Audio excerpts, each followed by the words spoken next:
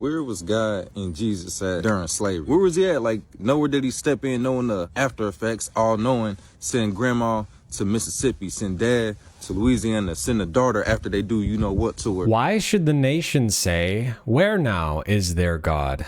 People ask this all the time, and that question is asked in the Bible and answered within the Bible. You should read the Bible because it's God's word. It's all true. So what's the answer? Where is our God when all these terrible things happen on the earth? Well, our God is in the heavens. He does whatever he pleases. Hebrews chapter 10 tells us that Jesus, having offered one sacrifice for sins for all time, sat down at the right hand of God, waiting from that time until his enemies are put as a footstool for his feet. Yes, Jesus is in heaven. He has been for the last 2,000 years. Now, usually people aren't asking for God's actual location. We all know God is already in heaven. Usually what's meant by this is to say that God cannot exist because evil exists. But of course, in doing so, the person who says this proves God's existence because they demonstrate that God's law is written on their hearts. They know kidnapping is wrong because that is against God's character. They know murder is wrong because God said, "You shall not murder." So it's really fascinating how when the atheist complains about evil in the world and tries to blame that on God, the entire time they are proving his existence. And not only that he exists, but that they know he exists. It's just they don't like the way he's running things. Whereas we Christians understand the truth. God's glory comes first and foremost, not the happiness of men. Also, the fact is God hates that sin more than any of us, and he's also extremely compassionate. That's why he sent his son to die on the cross for the sins of everyone who believes in him.